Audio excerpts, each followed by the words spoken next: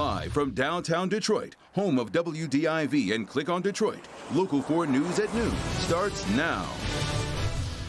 It is so nice and warm all across the Metro Detroit area, and we are already in the 70s. But could we hit the record-breaking 80-degree temperatures today?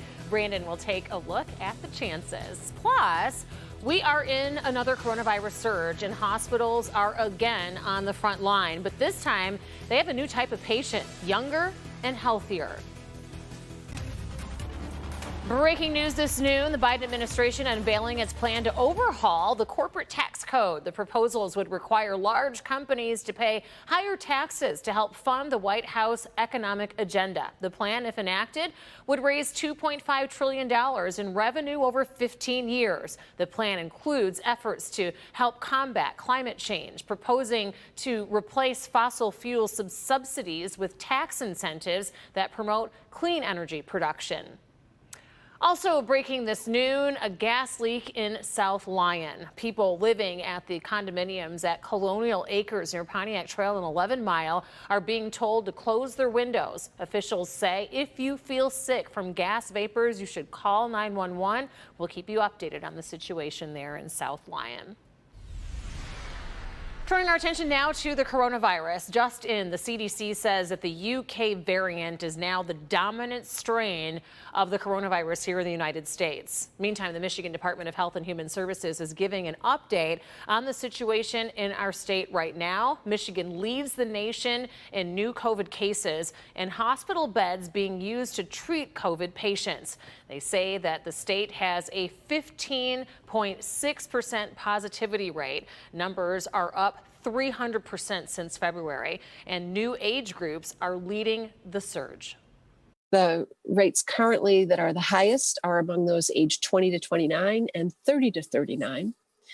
However, rates for children 0 to 9 and 10 to 19 in red and yellow are at an all-time high and have more than quadrupled from a month ago. We are also seeing in the state of Michigan a rise in deaths as well. Nearly 12% of all inpatient beds are being used right now to treat people with COVID. For more on that and what's driving the surge, Nick Monticelli joins us now live from Beaumont Hospital in Troy. Nick? Good afternoon. One of the most important metrics when it comes to understanding how our community is doing with COVID-19 is looking at the number of hospital cases.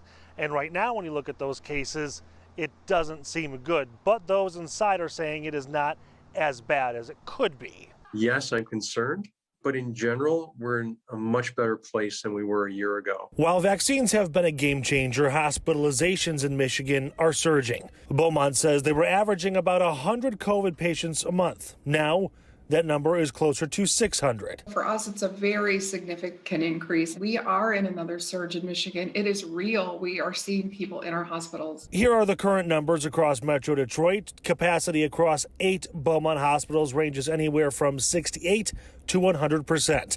The state saying Beaumont Wayne is at full capacity. Capacity across 5 Henry Ford hospitals ranges anywhere from 69 to 99%. The state saying Henry Ford Macomb is nearing triple digits. Capacity at Detroit Receiving is 87%, and at Children's it's 62%. Keep in mind, medical experts say even pre-pandemic, hospitals generally operate at about 90% capacity, and now they are even better equipped at treating COVID patients. I'm done. That's it. Yesterday, Governor Whitmer got her COVID-19 vaccination. She says she consults medical experts often as cases rise to alarming levels, but she is not putting into place any new restrictions.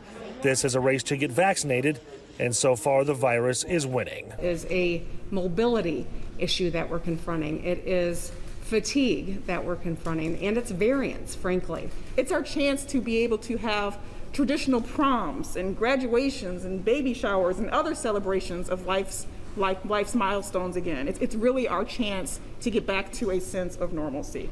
Now, of course, all of this is talking about the parallel between the number of cases versus the number of vaccinations.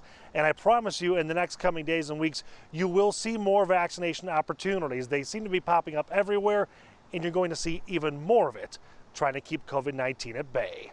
I'm Nick Monticelli, Local 4.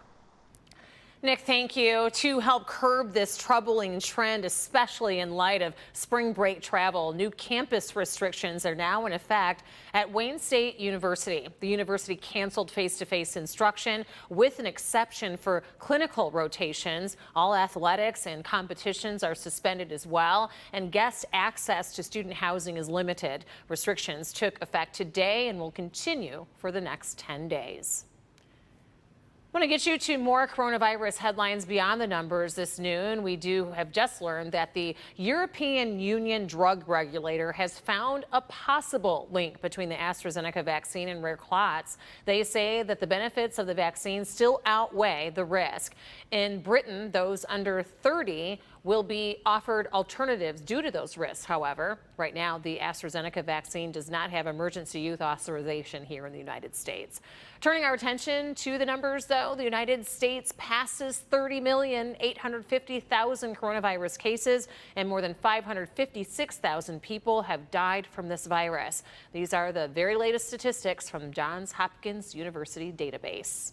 Here at home, we are expecting new state coronavirus positive case numbers this afternoon, and we now know nearly half of the country's new coronavirus cases are coming from 5 states here in the U.S., and Michigan is one of the 5. This is Erin McLaughlin as she reports the White House is accelerating the vaccine timeline. Let me be deadly earnest with you. We aren't at the finish line. President Biden issuing a stern warning. Too many are letting their guard down too soon, adding, Americans have a choice. We can have a safe, happy 4th of July. The real question is, how much death, disease, and misery are we going to see between now and then? Despite surpassing the 150 million shot milestone, the vast majority of Americans have yet to be vaccinated. President Biden ordering states to make the vaccine available to all Americans 16 and older by April 19th. No more confusing rules. No more confusing restrictions. 36 states have already met that goal, including Michigan, which opened up its vaccine eligibility to all adults this week. A badly needed move. The COVID-19 case counts are up more than 115% in the last 2 weeks. The vaccine has to get in everybody's arm in order to prevent surges like this. Experts blaming the spike on the state reopening too soon and more contagious COVID variants.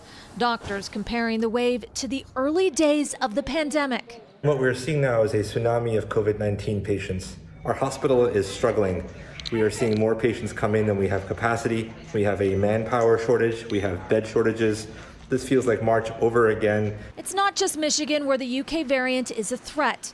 The strain's now spreading in all 50 states, responsible for more than 16,000 cases and counting. We're really on the brink of a surge. It's really a critical time right now. This, as new research suggests, Moderna's vaccine, like Pfizer's, is effective for at least 6 months. 16 and older getting their shot at a shot too. You're protecting yourself and you're protecting those around you that you love. So it's a sacrifice, but at the same time, it's something that needs to be done. You have a societal responsibility because even if you get infected and don't get seriously ill, you are still propagating this outbreak. And that was Erin McLaughlin reporting. Ford Motor Company continues to help in the fight against the pandemic. The automaker says that it has delivered 120 million masks to at-risk communities over the past 8 months. Ford has been donating masks to nonprofit organizations along with schools and local officials. Ford is also helping produce a public service announcement to battle misinformation about vaccinations. It's working with leaders from organizations that target minority communities. A special ceremony today to remember Skylar Herbert, the first child in Michigan to die from the coronavirus. Detroit police and fire are renaming a room at public safety headquarters the Skylar Room in her memory. Skylar's parents say that they are grateful for today's honor for their daughter. We are very honored and humbled for what you have done for our daughter. This is a hard time for us right now. I tell everyone, this is something that you don't ever want to go through. Her father is a firefighter. Both of Skylar's parents are first responders in the city of Detroit. Last April, 5-year-old Skylar died from rare complications from COVID-19. This beautiful plaque was created in her honor. Oh, just breaks your heart. Turning our attention now to the weather, and that is something that'll make you smile for sure. Take a live look outside with our sky cam. It is a beautiful day today. For early April, 80s are pretty impressive, Brandon. I'll tell you, Rhonda, one of these days we're going to get lucky and be one of the 8,000 people that gets to enjoy a beautiful afternoon baseball game downtown Detroit, Comerica Park. Twins, the Twinkies, are here taking on our Tigers. 1:10 coming up. What a day. We've got middle 70s out there right now. And through the afternoon, whether you're lucky enough to go to the game or doing anything outside, we'll be in the middle 70s for another hour, and then 81 degrees, 2 degrees shy of the record, and our first 80+ of the year. We are tracking some spring showers, April showers, and you know what that brings, Rhonda? We'll track it coming up.